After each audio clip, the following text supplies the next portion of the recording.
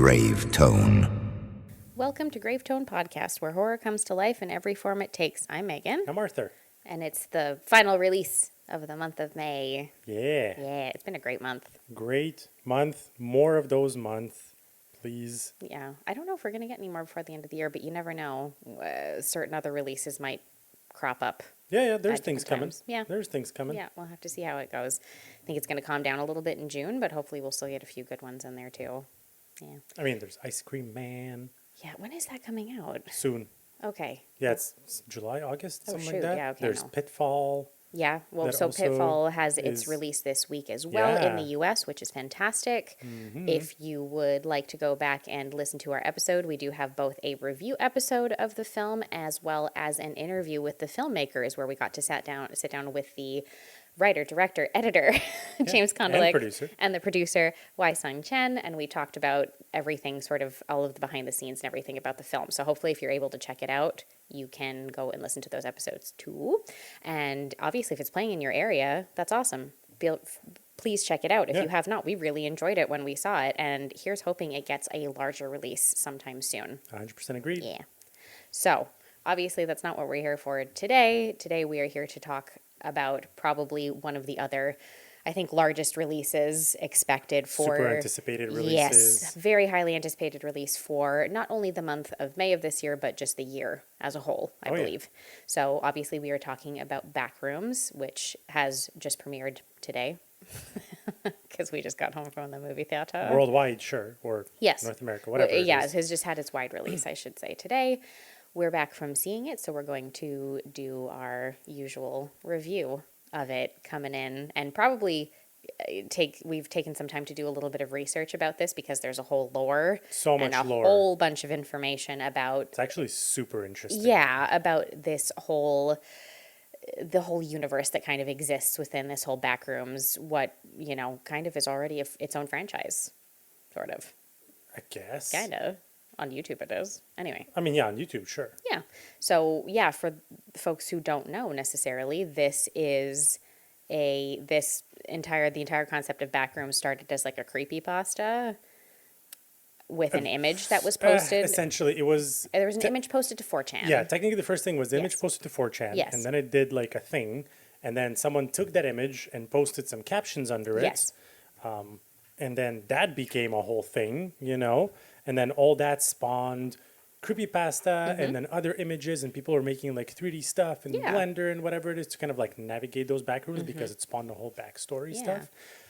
And then 16-year-old at the time, Kane Parsons, he did a video. Yes. In 2022, I think, originally he had started this. Yeah, that's it. He did a video which was like super creepy and the whole liminal space, and it was really weird, found footage type of thing, whatever it is, and that just blew up. Yeah. Completely. Yeah. So Kane Parsons is a YouTuber. I believe his YouTube handle is Kane Pixels, Yeah. if I'm not mistaken.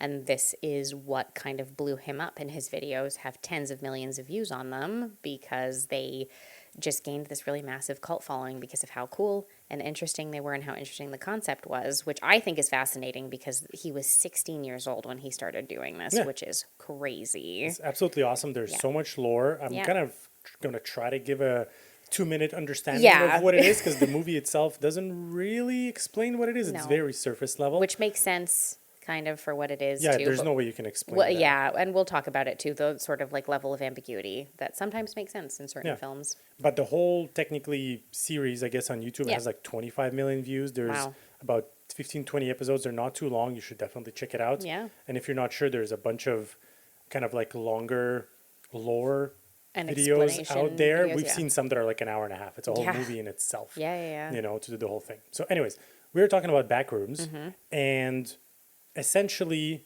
and I think this is like a non-spoiler lore thing that I think would actually help you understand the movie better. Yeah. Because once we've learned it, I was like, okay, I was catching onto things. Sure, you know what I mean? So essentially somewhere in the 80s, late 80s, whatever. And this is, I mean, look, correct me if I'm wrong. This is from what I remember when we were watching this yesterday, right? There's a company called Async that, according to the movie, but I don't think that's an original lore, they were doing MRI machines, you know. But technically what they were doing, they were just basically doing science, and they were accelerating particles. Yes. Okay, this can get a little bit convoluted. Whatever. Doing science. They were doing science. They were accelerating particles in order to kind of like hit particles and see what happens. Yeah. Right. We literally do this right now. There's the whole large cauldron collider that exists in the world. The point of them trying to do that is that they thought that it would be a great idea to create a pocket universe that you can travel into that has basically unlimited space for you to store things, for you to have completely other, essentially mini universes in there. Yeah. Right? To have like an office and office buildings and people working there and train stations and people living there in apartments and everything and whatever, right? Yeah. That was basically a commodity thing. Like imagine having basically unlimited real estate. That's absolutely insane. Yeah. So they were trying, and then they did do it. They finally somehow succeeded to opening this pocket universe that you can just go into, and basically it's just unlimited space, right? The problem with that is that because they did that and they had no idea what they were dealing with in the first place, it started to collapse on to itself, but also onto the world that exists right now. And people started to no-clip into these areas, no-clip just being just kind of like walking through things, and then they end up there randomly somehow. And they would end up there, and people would die, and they would get lost in there. And one of the problems was that because it was kind of like a space-time thing that they've opened, whatever it is, you would appear there in different timelines that exist in the world. So if you get lost, and then you would kind of come back, and it would not be the same place. Anyways, that's kind of like gets complicated and convoluted. The point is that place is fucking weird. Yeah. There is monsters that live there because of that, how the whole thing was created, and it's literally collapsing on itself and absorbing more of our world into it. And here we are at Backrooms, where our main character randomly discovers it, as you've seen in the trailer, this space, and starts exploring it. Yep. And then things get fucked up. Yeah, they sure do. They sure do. Yeah. So let me read the quick little IMDb synopsis, and we can like chat through a little bit of our initial thoughts about everything now that we've seen it, plus being aware of some of the lore, at least like at a base level, and then kind of talk through cast and stuff before we get into the more like favorites and spoilery bits and talk a little bit more about the plot in detail. After a therapist's patient disappears into a dimension beyond reality, she must venture into the unknown to save him. That's it. Okay. Interesting. You're really giving away that little bit of plot, too. Like, it's weird. I'm like, oh, we didn't need to know that she was his therapist. Yeah, whatever. That I guess. Doesn't really matter, but it's weird because the majority of the movie is not about her. The second half, I would say the latter half A of the little film bit, is. yeah. I think it's a shared sort of co-lead kind of film because you do get like a lot from both of them, honestly. It's strange.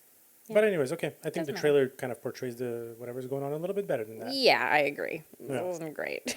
So now that we've seen it, because there was so much hype about this, and again, we weren't really extremely aware of like the Backrooms series and things like that on YouTube. It's not really something that we had previously explored. So now that we kind of like have done a little bit of research into it and also have now seen the film in its entirety, what are your first kind of overall feelings about everything? First of all, I'm going to go watch that series right now to know how I did not do that. There's a bunch of other series that I've seen that are pretty popular, but not this one. Yeah. Just escaped me, which is very sad. Oh, there's so much stuff on the internet, though. Like, it's I know. hard. I know, it's insane. Seriously, there is no good way to describe this movie, so I'm just going to kind of quote a quote from the movie that has been said. Yeah. That essentially kind of like trying to describe this movie is like describing a dog to someone who's never seen a dog, okay? And then asking them to draw it. Yeah. So it's just going to be kind of like a dog from distance, but once you get closer, it's fucked up and weird. You're like, wait, what? Yeah, like, is this a dog? Is this a bunny?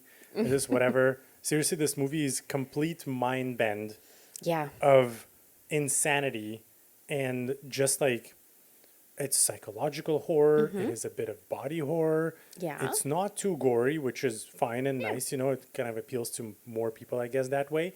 But it is fucking weird. Yeah. It's eerie. I absolutely loved it. This is one of those movies that you get out and you maybe understand less than when you got into the movie. Yeah. You know what I mean? Yep. And I don't know why. Because it introduced so much more to you There's that you're so like, oh, much wait. more. And you're so confused at the end. Well, not confused in a good way. You know what I mean? But it is one of those movies that I absolutely love because of that aspect. Whenever we see a film that has these sort of like really odd, ambiguous, and like kind of non-linear plots to a degree to them, in the sense of not the plot line itself of the film, it's very easy to follow, but the sort of implications of the larger universe of it, you are always so happy with it because you love to sit with this stuff for ages afterwards and just kind of keep talking about it. We have a friend of ours who I really think needs to watch this movie so that you two can have shout out to Dan, because we need Dan to watch this movie so that you two can have a conversation, I get the feeling, about what the larger implications of the Backrooms are in the universe. Don't get me started on this right now. I'm gonna call him. It's like 11:30 at night. I'm like, Dan, wake up. He'll be like, I have a child. I'm tired. Leave me alone. Oh man, yeah. Seriously, I love that. This is one of those, and maybe this is just me.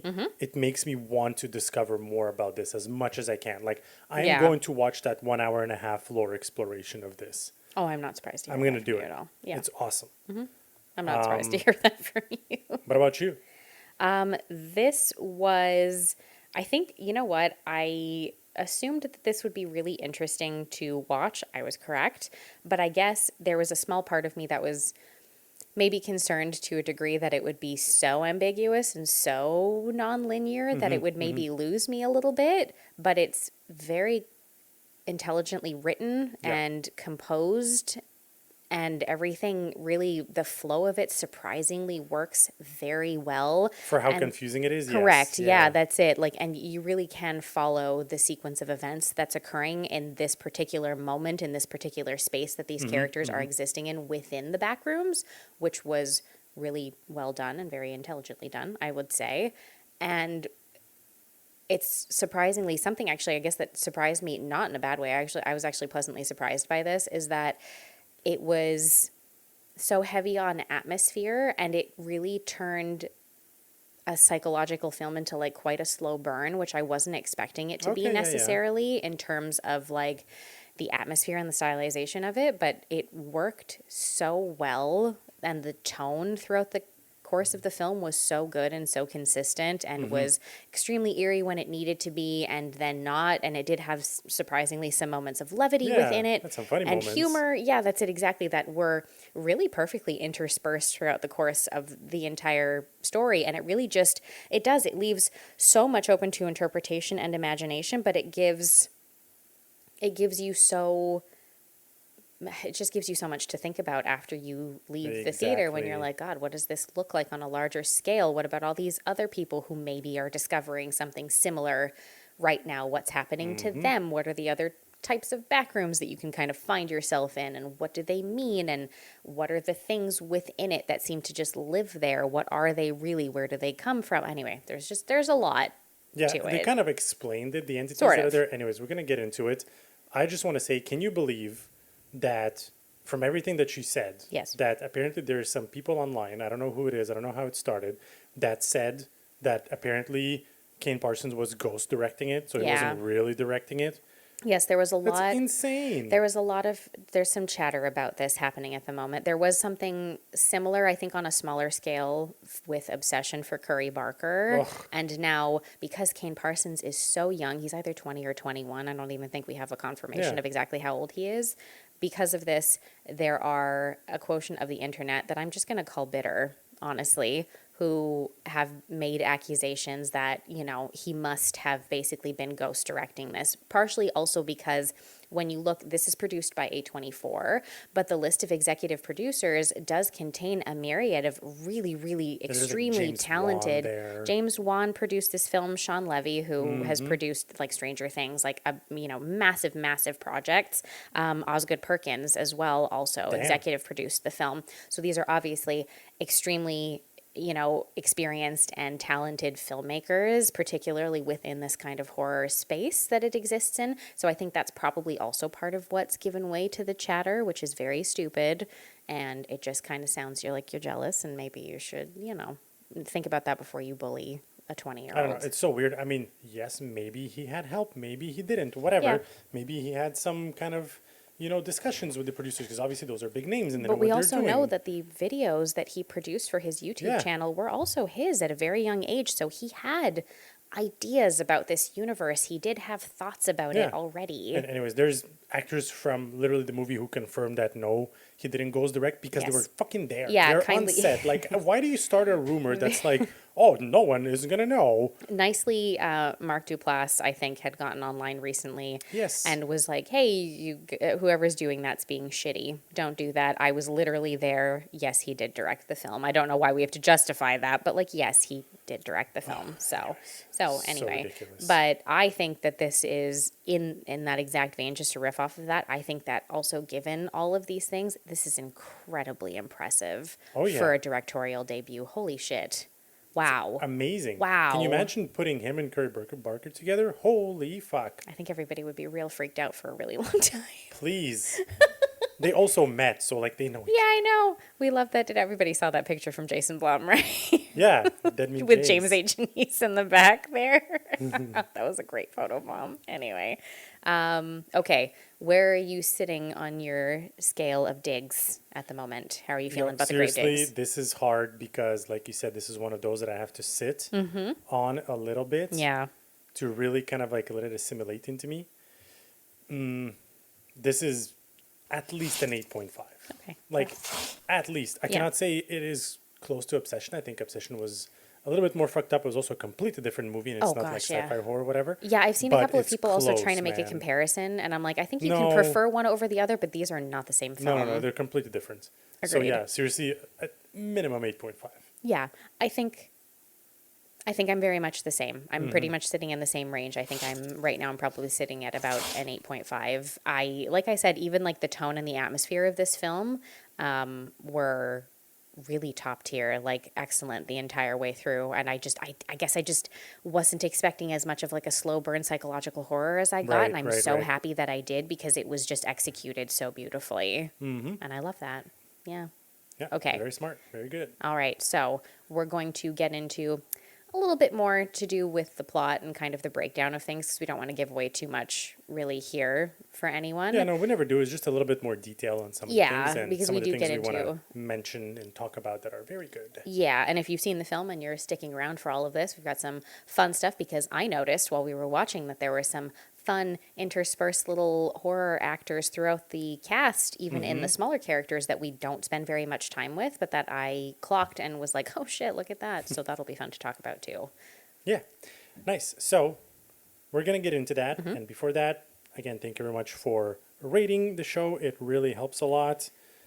Gary, our ghoul, is currently digging a grave in your honor, and he's right, also yeah. going to hoof it over here so that he can give you the spoiler warning. Yeah. And if you want to follow us on all the socials, it is Gravetone Pod.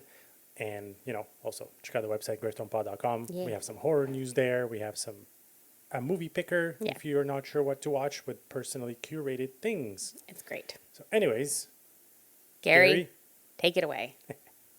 You've been warned. Spoilers ahead. Okay, show.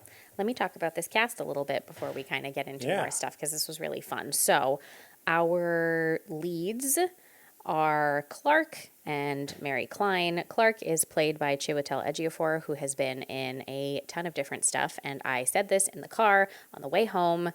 I know that he is a person who has been in multiple projects, but I just don't think that he has gotten enough credit for what he does. He's incredible in every single project I see him in, and he needs to be a leading man more, and I love him. I agree. And I think he's phenomenal in this film. incredible. He's also just phenomenal in this film and in everything that he does. We saw him last year in Life of Chuck, and I also thought he was fantastic in that. It's true. Wonderful.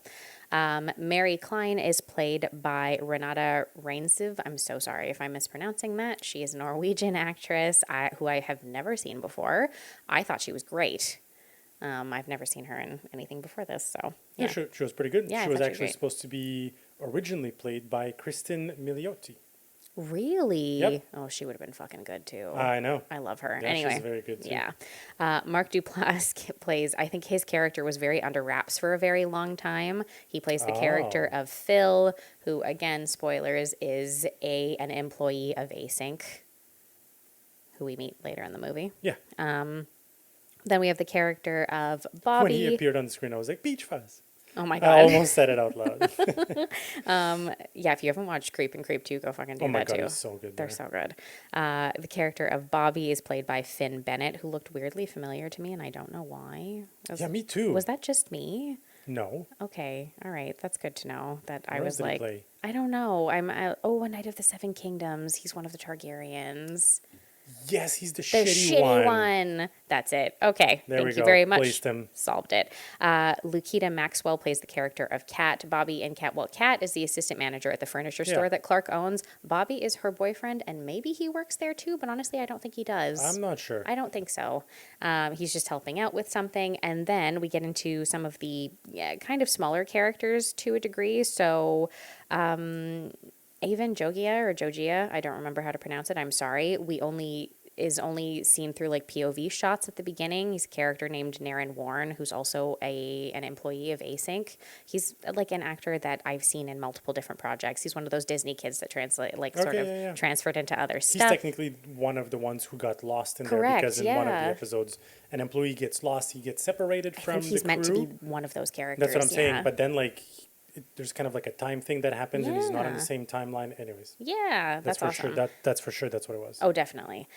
Philip Granger plays the electrician who, again, I was staring at in the movie theater going, who is this man and why does he look so familiar? And it is because he played the character of the sheriff in Tucker and Dale versus Evil who gets the nails through the Oh, head shit, on that plank of okay. wood. And I was like, oh, that's what it is.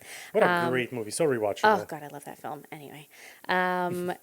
And these are just a couple of things that I clocked really randomly. There is a scene with Mary early on in which she's having like a dinner party or something at her house, and there is a woman who's gesturing and speaking to her very animatedly in her kitchen, Sure. who's played by Catherine Isabel. It's a character named Robin. I don't know if this character was bigger to start off with. She has no lines, but Catherine Isabel in the horror space, everybody knows for quite a few different movies, but very largely starring as the lead character in the Ginger Snaps films and also in Freddy vs. Jason. Damn, okay. Yeah, she's like a scream queen as far as I'm concerned. yeah. She's done quite a few different horror projects. I love her. That's awesome. And then the only other thing that I did clock is that there is a scene in Phil's house with his wife and kids, and one of the children is played by an actor named Sawyer Fraser, who just this year starred as Jude in Something Very Bad Is Going to Happen on Netflix. Oh, right, the kid there. yeah. Ah, okay. Look at that. Look So at these that. were just little horror connections that I was making because all of these people looked surprisingly familiar to me. And I was like, what the hell's going on right now? Yeah. So that was really Cool. fun. Anyway, that's my cast list. So yes, as mentioned by Arthur earlier on, the basic plot of the film, which again, we can't even get into too much detail because we'd be here all night to talk about it. Yo, seriously. It would take like 5 My hours God. to get through like what everything means, so we're not going to do that. But the overarching plot does follow Clark's character, who is a struggling furniture store owner, Yeah. a failed architect, and who is basically through random happenstance because of electrical problems taking place in the store, stumbles upon one of the entryways into the back rooms in the like basement level of his store. Essentially. Yes. Yeah. And then, of course, begins to explore the back rooms to try to understand what they are, along with the help of a couple of his employees, like I said, play Kat and Bobby's character, who do show up to help him.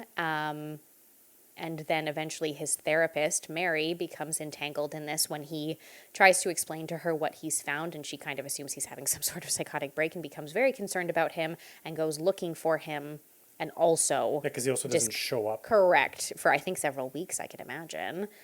It's hard to say It's because hard the to say. timelines there are all messed They're up. all over the place. Yeah. So she chooses to, of course, go check on him and make sure that he's all right. And in doing so, also stumbles into the back rooms and then basically has to fight her way out of them Yeah. before she dies. So, Whoa. well, Hey, you're not supposed to say that. we know there's creepy shit that tries to kill you in the back rooms regardless. I think we know that. I know. Well, there you Also, go. it's not confirmed that she's dead.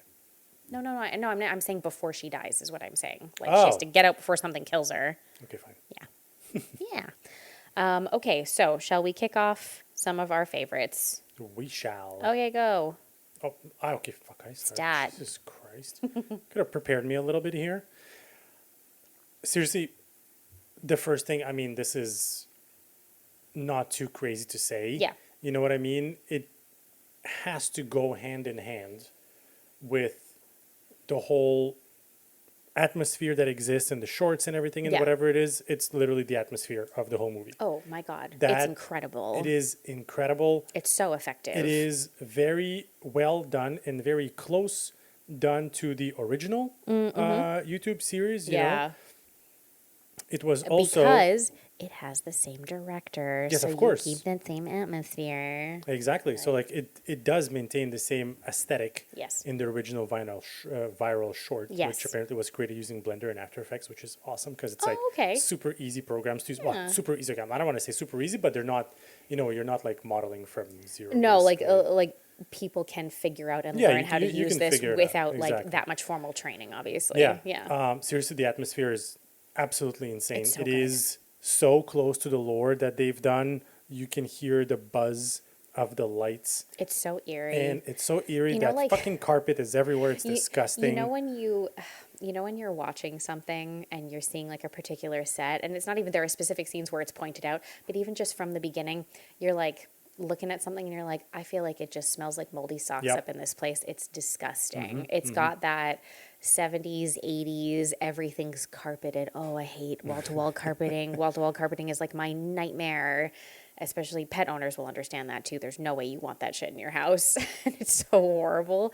And it's just everything to do with like that aspect of the atmosphere, the visual aspect of it. It's so good. It's so tense Yeah. at so many times, and it maintains it, I think, so well throughout the course of the movie. Maintains it basically throughout the whole thing. There is not much breathing room that gives No, you, no. except for a couple of funny moments, Yeah. but they're very, brief and short and whatever. Yeah, true. Yeah, seriously, the atmosphere is absolutely amazing.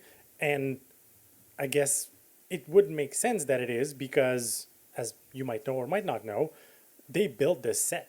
Yeah, They built 30,000 square feet of this set. And it's real. yeah.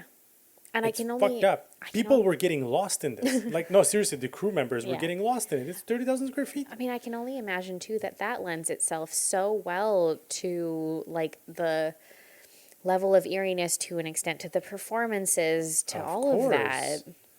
Yeah. No, Yeah. seriously, it just helps. Like, you don't have to CG anything or whatever it is. You're in there. It adds a level of realism. Exactly. Yeah, that's really great. Absolutely insane. Yeah, agreed. My first favorite, I think, I mean, I guess it kind of goes without saying because I did mention how much I love him earlier. I think it's just Chiwetel Ejiofor's performance throughout the entire course of the film, regardless of like what stage he's at mentally Yeah, at yeah, any that's it. different time as Clark. He does this really great job, particularly in the early scenes of the film. I was so impressed with, the way that he portrays this character who very much is one of these who has made his mistakes but has a very difficult time owning up to them Right. Yes, yes. properly, because we see that through therapy sessions and things, and doesn't take feedback very well with regards to his own sort of like defects as a human being and those sorts of things.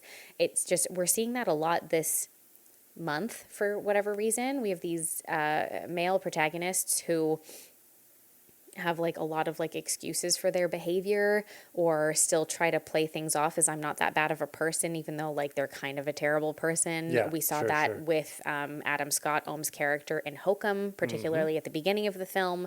We see that in Obsession with Bear, who tries to maintain his nice guy, I'm just a nice guy thing throughout the entire movie, even though like, come on. Anyway, and now we see it in this film with Clark's character. Like, Clark's an asshole, and he has a drinking problem, so he Yeah. is. No, he is. He's a dick. Yeah, again, I have to think about it and sit through it, but yes, I see what you're saying. Yeah, that's it. So, but I find all of the different stages that the character experiences are so realistic, and he feels like a fully formed human being. Like you're like, yeah, people like this exist. This is how they would react in this situation. All those sorts of things. I thought he was phenomenal.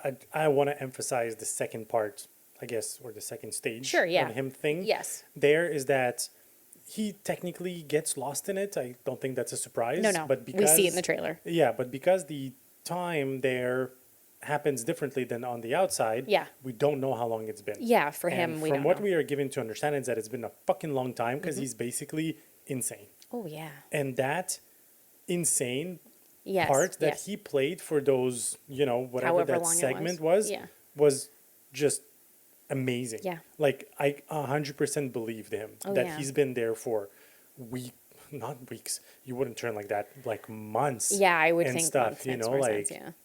100% believed him. Yeah. Such a great performance. Absolutely. It was incredible. Yeah. All right, what's your next one? So, I mean, kind of going with that a little bit, Mm-hmm. it is the fact that the movie kept true to the lore. Yeah. You know what I mean? With all that, with kind of like, because he becomes insane, because the timeline, the time happens differently in there, the fact that they built all this back room and the atmosphere is absolutely insane.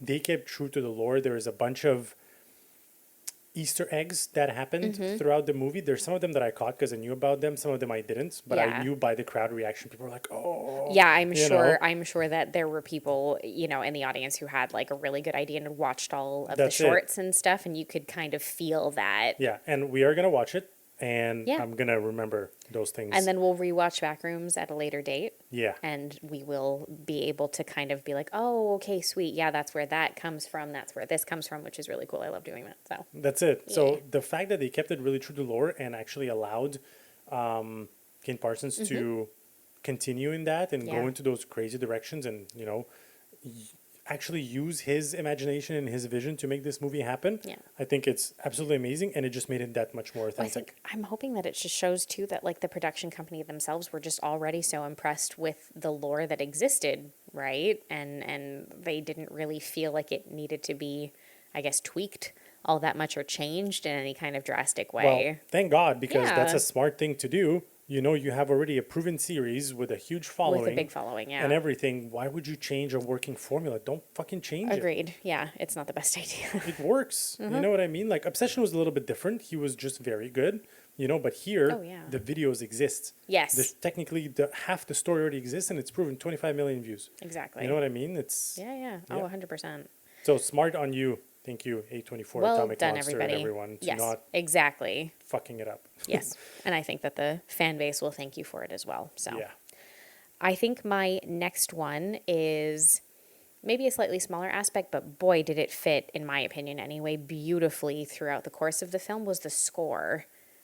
There Oh, you was, find? I really liked it. Okay. Yeah, actually, it turns out Kane Parsons co-scored the film as shit, well as nice. directing it, which is very cool. Okay. So because I didn't know that he did that as well, but I don't know. There was something about, particularly when the score really picks up steam before very tense moments. I thought it fit really beautifully with the story and with everything going on throughout, like whatever scene was taking place. Oh, I loved it. I thought it was really good. So, I mean, I do have to agree that in probably like 95% of the movie, I did like the score. Yeah. There's some times, like when Clark first ventures into the back rooms, there was that weird, a bit too loud music that was just a little bit strange. Okay, sure. That I feel like didn't fit the scene that think- well, but then it faded and changed, and it became something much, much better in the sense that, like, it was just kind of like that background eerie music, and they actually allowed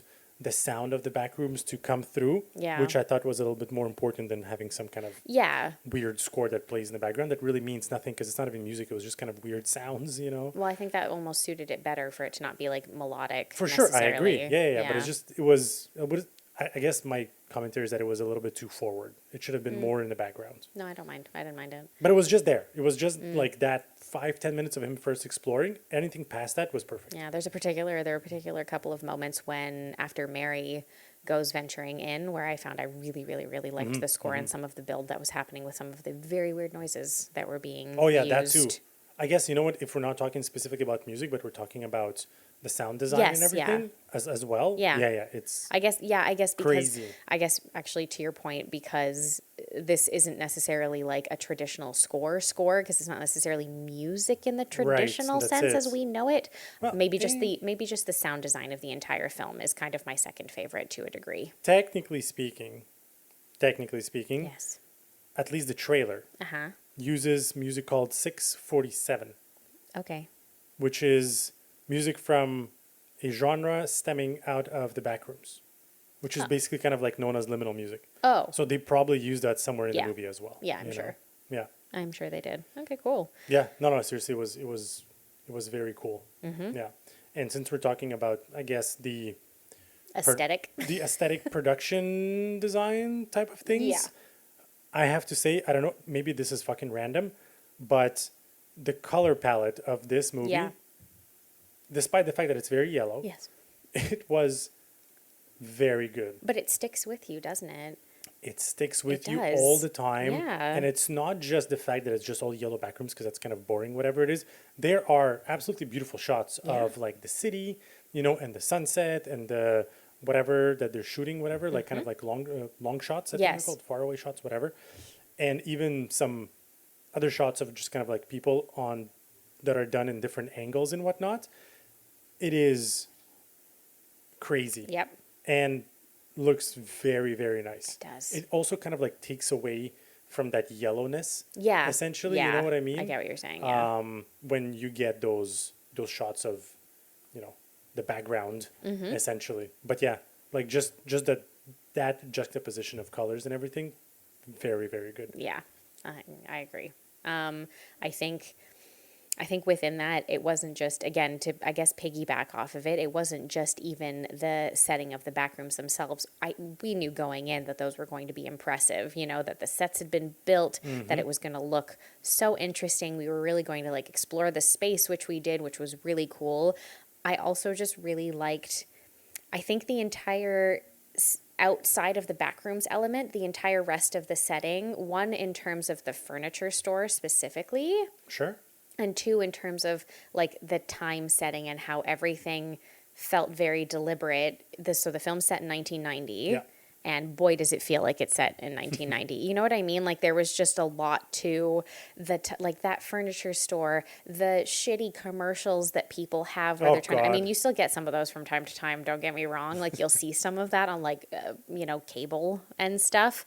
But the like, you know, very gimmicky commercials that these small businesses try to put out in order to attract people to their stores. You see it with car dealerships, furniture stores, all kinds of stuff. The sort of mundaneness of like this kind of slightly crappy furniture store that exists, even like, you know, things like the back office and the way that it's designed, the actual furniture within the store, which feels very much of its time period as well. I loved that sort of kind of, that like mundane kind of banality that setting really puts you in, and then you get such an interesting juxtaposition with this like insane sort of trippy other side of things with the back rooms. But it still worked because like those back rooms were old. Yeah. Right? Yeah, It still kind of set- had that aesthetic the that was similar stylization, to even the stuff that was in there Yes. because there's like we mentioned, kind of like the place folds into itself, but Yes. also absorbs some of the world. So you get a lot of there's, like, furniture in there. A bunch of furniture Yeah. in there as well, right? There's like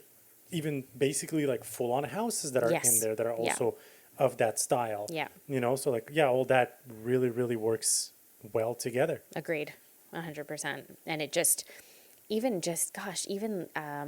all the way down to like the costume design and stuff, especially like Mary's outfit that she wears for a large part of the film, it felt so very much of its era. Like she has this like flowery blouse on for most of the movie that you're just like, yep, this very much feels like it would have been something you would have seen. You know, it's funny you mention this this time. because I noticed that more on the men and the shirts that The they were style wearing. of shirt that Clark wears. The style of shirt, but more specifically the color. It has like those long pointy ends yes, that the you just yeah. don't ever see anymore. No, it's a little bit baggier as well, Yeah, which yeah, was the that's style it. at the time.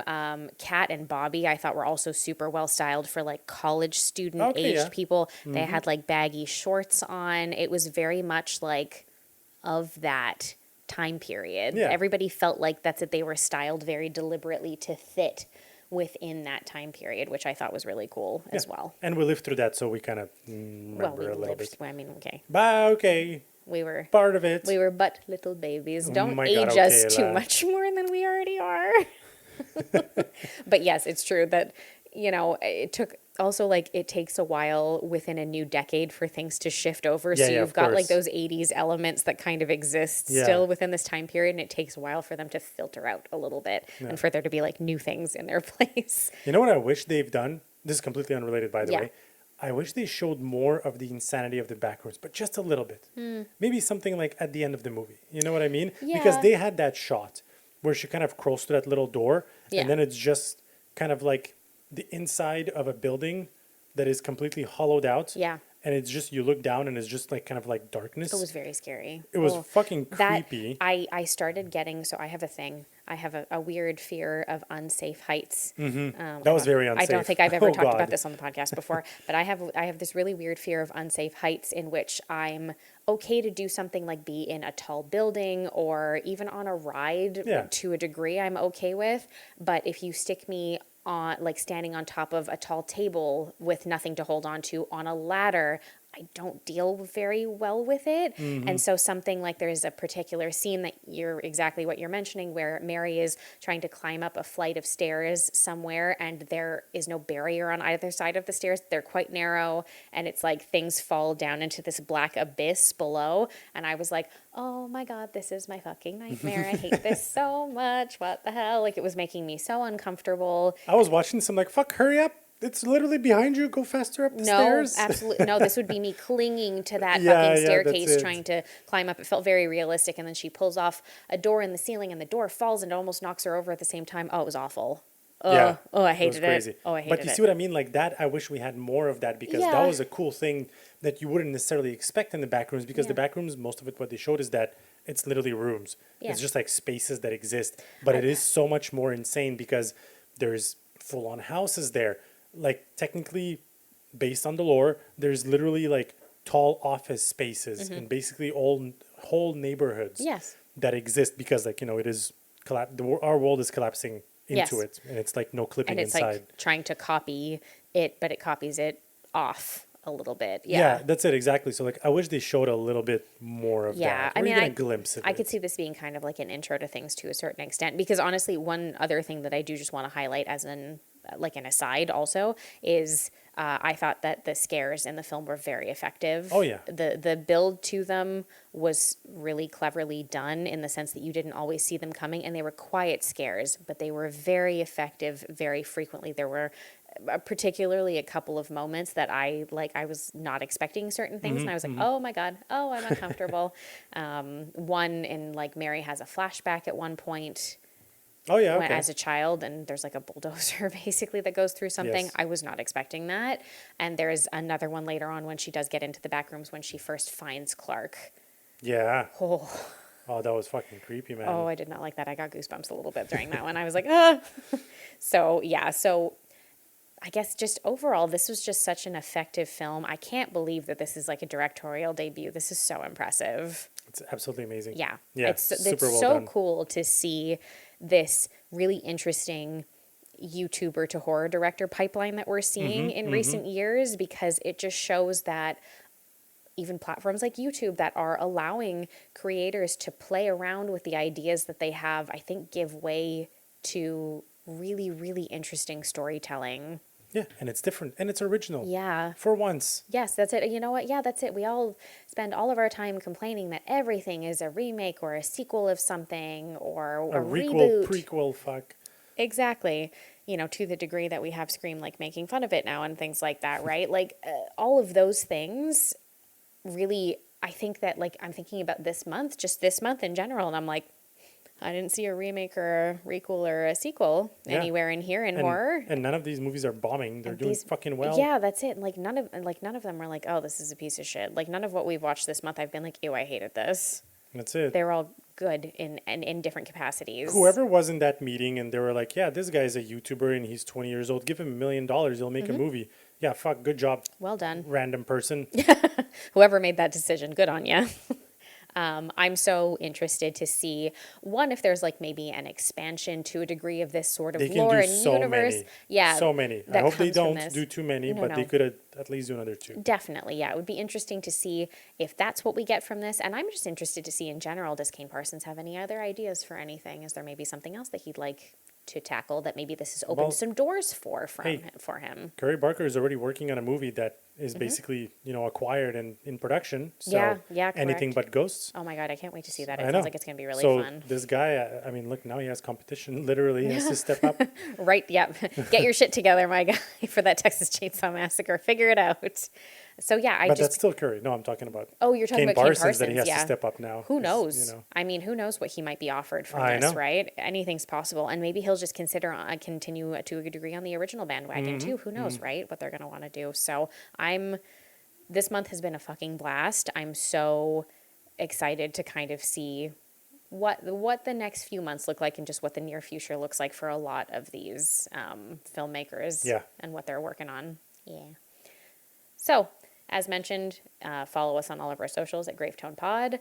I think next week we're going to be able to have our interview for you. Yay! As we have some time now in between releases, which is great, since we had an opportunity to sit down with Rye Barrett, who plays Johnny in A Violent Nature, and we talked about the film. We talked about The second film, which is coming out this year. We talked about the horror scene in and around Canada, just in general, and it was a really fun conversation. So I think we're going to have that for you next week, and we're going to kind of take a look at what the release schedule looks like and everything else, and maybe we can shoehorn in a few other things in between. Yeah. Yay.